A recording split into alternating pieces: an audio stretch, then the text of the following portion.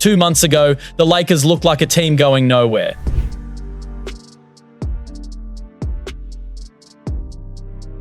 The defense was a mess, the chemistry looked awkward, and the partnership between Luka Doncic, the team's undeniable best player, and LeBron James, the veteran leader, felt off. The narrative was already written. This team couldn't contend. This experiment wouldn't work. But then something changed. Over their last 10 games, the Lakers have gone 9-1. And during that stretch, Luka has been on an absolute tear.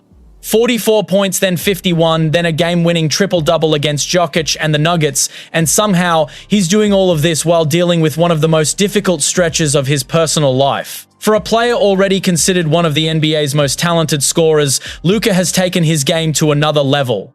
And the ripple effect is showing for the Lakers, who are suddenly thriving in the one area everyone thought would be their downfall, which makes the timing almost perfect. Because with the postseason approaching, Luka Doncic is on a quiet I told you so tour. A reminder to the entire league that doubting Luka Doncic might end up being one of the NBA's biggest mistakes. Despite the numbers consistently placing Luka Doncic among the league's elite year after year, the narrative around him doesn't really go away. To a lot of people, he isn't efficient. He's just a high-volume scorer, a player who can fill the box score, sure, but at the cost of shot quality and offensive flow. And the way he plays only adds to that perception. It's slow, it's methodical, it doesn't always look clean, so it's easy to assume the results aren't either. This season felt no different. By December, when Luka was supposedly playing bad basketball, that narrative peaked. The rough stretch felt like confirmation, like everything critics had been saying suddenly had proof behind it. And just like that, it took over the conversation. Every show, every segment, every discussion circled back to the same idea. Can a player like this actually be efficient enough to lead a team when it matters most? But what almost no one saw coming was just how quickly that entire conversation was about to fall apart. Because while the doubts were at their loudest, Luka Doncic was already turning a corner. And since January, he's been operating at an entirely different level, especially when it comes to his scoring efficiency. Since shooting just 1 of 7 from beyond the arc on January 1st, Luka Doncic has been on another level.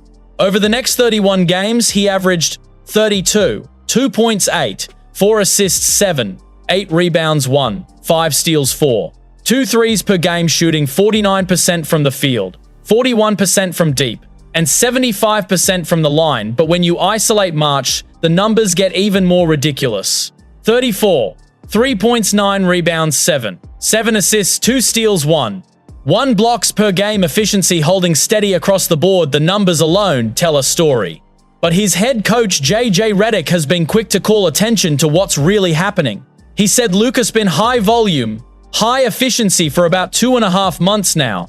Redick also talked about Luka's shooting, saying it's so important because it sets up the rest of the game when he's making threes, and it obviously gives them life. And he's not exaggerating. The Lakers are 24-6 when Luka makes at least 4 threes in a game this season. Just 12-13 when he doesn't. For a player already considered one of the league's most talented scorers, this improvement from deep changes everything. Defenders now have to respect his range even more, which opens driving lanes, creates passing angles, and lets him manipulate defenses in pick and rolls while generating open shots for teammates. A lot of that credit also goes to Redick's system, which isn't trying to force Luka into a pre-existing structure. The offense is built around Luka's decision-making, letting him operate freely and dictate the floor. And when you combine that freedom with this kind of efficient shooting, Luka is on, and suddenly the Lakers' offense looks completely different. They are now the 8th-ranked offense in the league. Over their last 8 games, they've been playing at a top 5 offensive level. The reality is, Luka Doncic's 2025-26 season has been nothing short of MVP caliber, even if the recognition hasn't caught up yet. For the season, he's averaging 32, 9 points 8, 5 assists and 9 rebounds, numbers that put him right alongside the league's very best.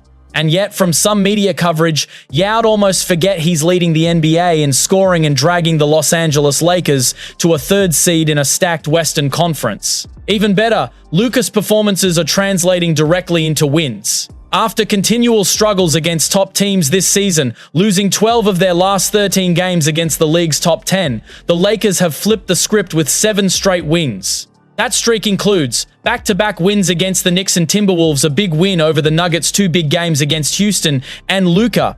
He's been the engine behind every single one of those victories. It started with 44 points against the Pacers, then 35 against the Knicks, and then 31 against the Wolves. But things really got crazy with a near triple-double against the Bulls with 51 points, 10 rebounds, 9 assists, and 3 steals. The next game, he delivers a triple-double in an overtime win over the Nuggets with 30 points, 11 rebounds, and 13 assists, including a clutch fadeaway to seal the victory. And he kept the streak rolling with 36 and 40-point explosions against Houston, showing that this run is Luka carrying the team night after night. Over these 7 games, Luka is averaging 38, 1 points 9, 1 rebounds, 8 assists, 2 steals, 1 block, shooting 48% from the field and 40% from 3 high volume with efficiency and wins. Completely dismantling every negative narrative about him. Make no mistake, Luka's first full season with the Lakers has lived up to the hype. He's on pace for his 2nd scoring title while ranking 3rd in assists. And he's starting to look as good as he did during the Mavericks' 2024 finals run, playing like an MVP candidate and reminding everyone why he's arguably the most effortless scorer in the NBA. But as impressive as the numbers and stats are, what makes Luka's performance even more incredible is the context behind them. His personal life, which only came to light recently. On March 10, ESPN reported that Luka Doncic had separated from his fiancée. Sources revealed he's also in a custody battle over their 2 daughters, with TMZ reporting that she filed a petition seeking child support and attorney fees. It also came out that Luka has barely seen his daughters. One spent only 3 months in California last spring, and the other has never been to the state. Now, no matter who you root for, real life hitting the sports world like that is brutal. And many expected Luka might struggle on the court the night the news broke, weighed down by everything surrounding him. Instead, he delivered against the Wolves. He put on a show, then followed it up with a 51-point masterpiece in just 37 minutes, leading the Lakers to a 142-130 victory over the Bulls. After the game, Luka addressed his situation briefly. Without giving details, he explained that basketball remains his refuge. He said it's life. He doesn't know what to say, but this is his job, and he has to be here.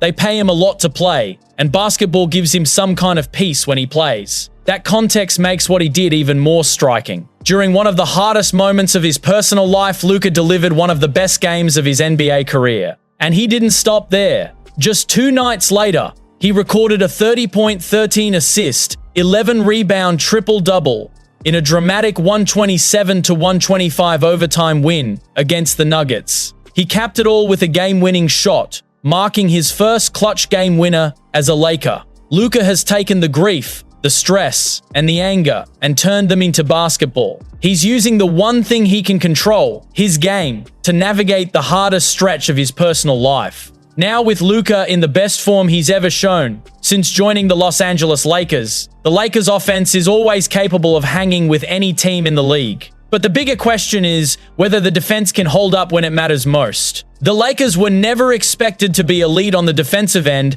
coming into this season, but they started even worse than anyone imagined. Through the first 40 games, they ranked 26th in defensive rating at 117. 9 points allowed per 100 possessions. A number that's basically a red flag for any team hoping to contend. The problems were everywhere. They ranked 18th in opponent free throw attempt rate, 19th in steals, 20th in defensive rebounding percentage, 21st in points allowed in the paint, and 23rd in opponent three-point percentage during the season's second quarter. They were one of the league's worst at protecting the basket and limiting threes, giving up points in all the worst ways. Perimeter defense was a mess. Drives to the hoop were uncontested, and transition defense was constantly exposed. Bottom 7 defense like that clearly needs a shakeup, both in personnel and schematics. And that's exactly what JJ Redick did. He made an unexpected tactical change, and it changed everything. Since their January 18 game against the Raptors, the Lakers have completely changed how they defend. They've ramped up zone usage to 6%, a number that would lead the league by a mile. LA now leans heavily on a 2-3 zone with 2 perimeter players and 3 backside defenders, shifting from man-to-man responsibility to controlling an area of the floor. It's a modern hybrid defense, peel and scram switching, targeted help, free safety coverage, tactical ball pressure, and multiple looks to keep opponents guessing. The goal is simple: make the opposing team's worst players beat them. Superstars will see body after body between them and the hoop. While the scheme also protects against getting blown by off the dribble, something the Lakers roster naturally struggles with. It's all about communication, effort, and buy-in, and Redick seems to have earned that from this group.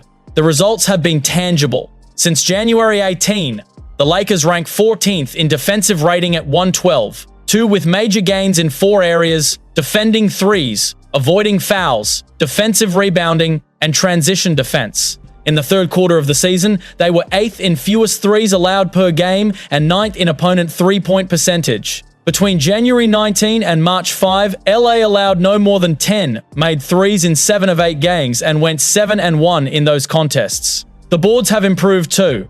After dropping to 20th in defensive rebounding percentage in the season's second quarter, the Lakers climbed back to 6th in the third quarter of the season. Luka has been a big part of that too, averaging 8. 2 rebounds from January 19 through March 5, while cutting his fouls from 2, 9-1.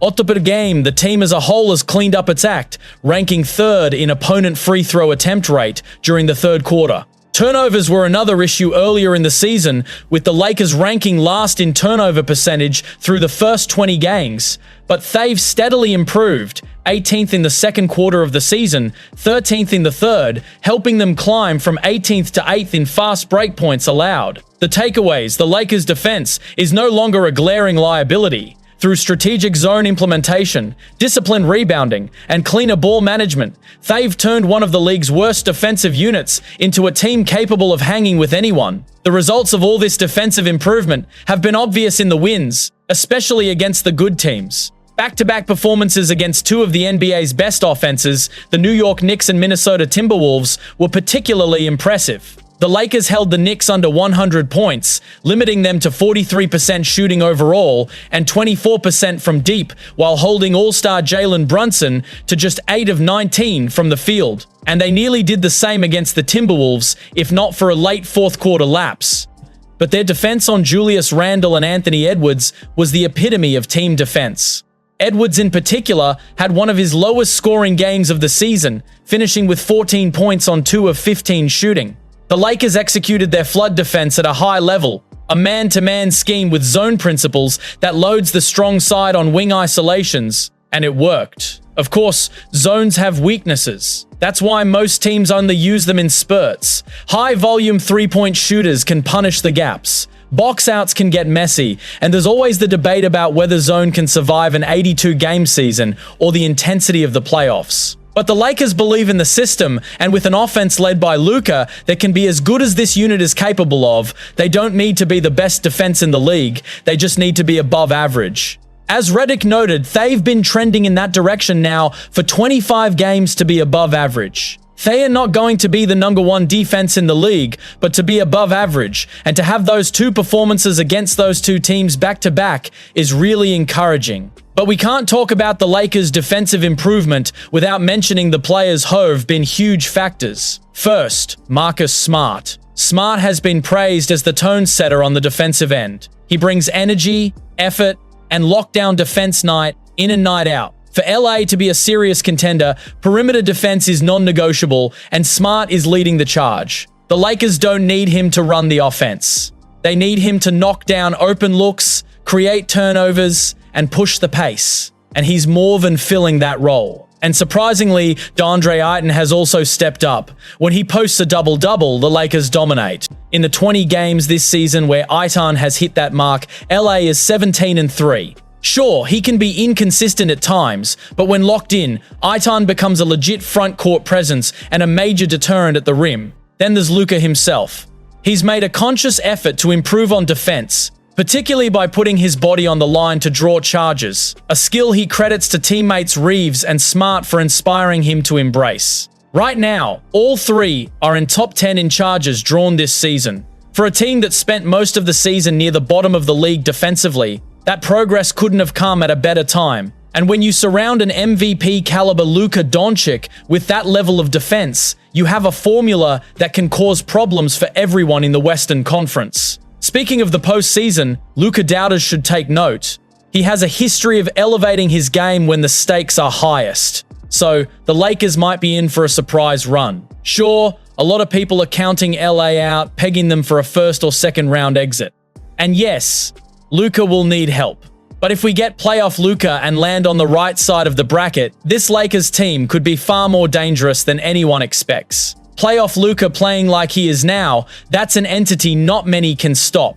The NBA doubted Luka Doncic, and now he's answering in the most Luka way possible, making it look effortless while carrying more weight than anyone realizes. The big question now with Luka playing like this, can the Lakers make a deep playoff run? Let me know what you think in the comments below. And as usual, make sure to like and hype the video, subscribe for more breakdowns like this, and check out one of these videos on your screen now.